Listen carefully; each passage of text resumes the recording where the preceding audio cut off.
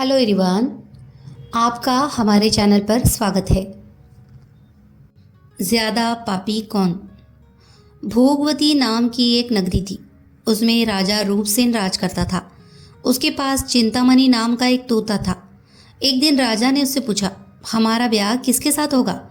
तोते ने कहा, मगध देश के राजा की बेटी चंद्रावती के साथ होगा। राजा ने ज्योतिषी को बुलाकर पूछा तो उसने भी यही कहा। उधर मगध देश की राजकन्या के पास एक मैना थी। उसका नाम था मदन मंजरी। एक दिन राजकन्या ने उससे पूछा कि मेरा विवाह किसके साथ होगा? तो उसने कह दिया कि भोगवती नगर के राजा रूपसेन के साथ। इसके बाद दोनों का विवाह हो गया। रानी के साथ उसकी मैना भी आ गई। राजा रानी ने तोता मैना का ब्याह करके उन्हें एक पिंजड़े में रख दिया। एक दिन की बात की तोता मैना में बहस हो गई। मैना ने कहा, आदमी बड़ा पापी, दगाबाज और अधर्मी होता है। तोते ने कहा, स्त्री झूठी, लालची और हत्यारी होती है।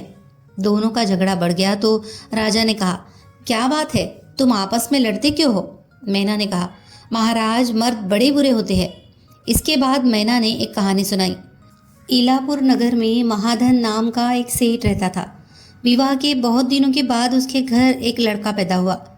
सेठ ने उसका बड़ी अच्छी तरह से लालन पालन किया, पर लड़का बड़ा होकर जुआ खेलने लगा। इस बीच सेठ मर गया।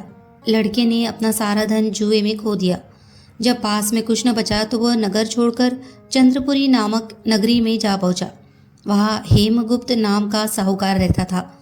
उसके पास जाकर उसने अपने पिता का परिचय दिया और कहा कि मैं जहाज़ लेकर सौदागरी करने गया था।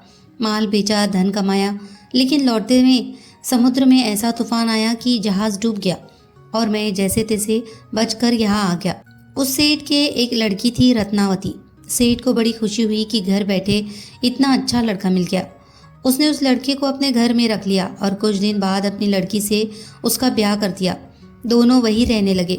अंत में एक दिन वहाँ से विदा हुए। सेठ ने बहुत सा धन दिया और एक दासी को उनके साथ भेज दिया। रास्ते में एक जंगल पड़ता था।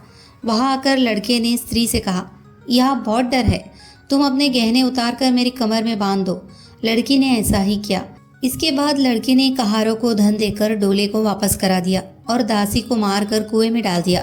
फिर स्त्री को भी कुएं में पटक कर आगे बढ़ गया। स्त्री रोने लगी। एक मुसाफिर उधर जा रहा था। जंगल में रोने की आवाज़ सुनकर वो वहाँ आया और उसे कुएं से निकाल कर उसके घर पहुँचा दिया। स्त्री ने घर जाकर माँ बाप से कह दिया कि रास्ते में चोरों ने हमारे गहने छीन लिए और दासी को मारकर मुझे कुएं में ढकेल कर भाग गए। बाप ने उसे ढाढ़स बंधाया और कहा कि तू चिंता मत कर, तेरा स्वामी जीवित होगा और किसी दिन आ जाएगा। उधर वह लड़का जेवर लेकर शहर पहुंचा। उसे तो जुए की लत लगी थी। वह सारे गहने जुए में हार गया। उसकी बुरी हालत हुई तो वह यह बहाना बनाकर कि उसके लड़का हुआ है, फिर अपनी ससुराल चला। वहाँ पहुँचते ही सबसे पहले उसकी स्त्री मिली। वो बड़ी खुश हुई। उसने पति से कहा, आप कोई चिंता न करें, मैंने यहाँ आकर दूसरी ही बात कही है। जो कहा था वह उसे बता दिया। सेठ अपने जमाई से मिलकर बड़े प्रसन्न हुए और उन्होंने उसे बड़ी अच्छी तरह से घर में रखा।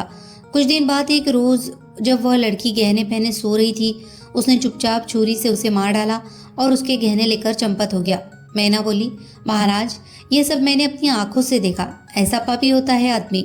राजा ने तोते से कहा, अब तुम बताओ कि स्त्री क्यों बुरी होती है? इस पर तोते ने ये कहानी सुनाई। कंचनपुर में सागरदत्त नाम का एक सेठ रहता था। उसके श्रीदत्त नाम का एक लड़का था। वहाँ से कुछ दूर पर एक और नगर था, श्री विजयपुर। उसमें सोमदत्त नाम का सेठ रहता था। उसके एक लड़की थी, वह श्रीदत्त को ब्याही थी। ब्याह के बाद श्रीदत्त व्यापार करने परदेश चला गया। 12 बरस हो गए और वह न आया तो जयश्री व्याकुल होने लगी। एक दिन वह अपनी अटारी पर खड़ी थी कि एक आदमी उसे दिखाई दिया। उसे देखते ही वह उस पर मोहित हो गई।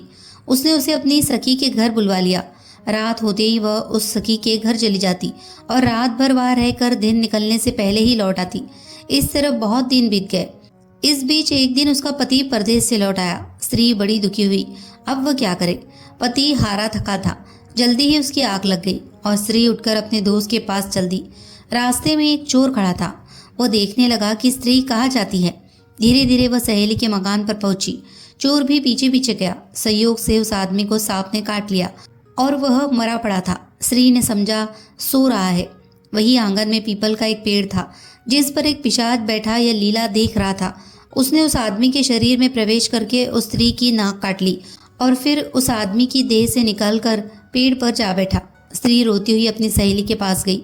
सहेली ने कहा कि तुम अपने पति के पास जाओ और वहां बैठकर रोने लगो। कोई पूछे तो कह देना कि पति ने नाक काट ली है। उसने ऐसा ही किया। उसका रोना सुनकर लोग इकट्ठे हो गए। आदमी जाग उठा।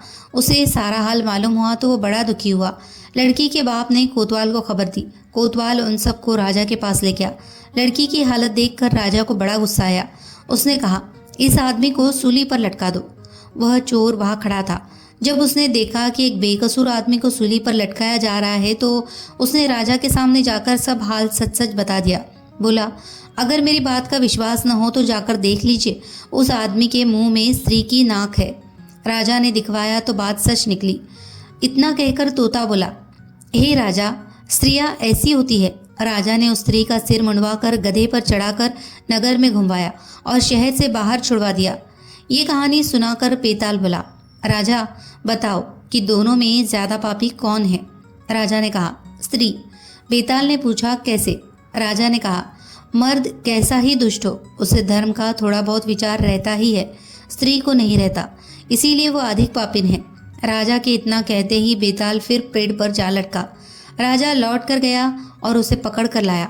रास्ते में बेताल ने 5वीं कहानी सुनाई। अगर आपको हमारी कहानियाँ पसंद आ रही हो तो प्लीज़ इन्हें लाइक भी करें, शेयर करें और कमेंट करें और हमारे चैनल को सब्सक्राइब करना न भूलें।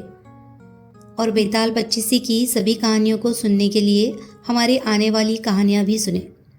धन्यवाद।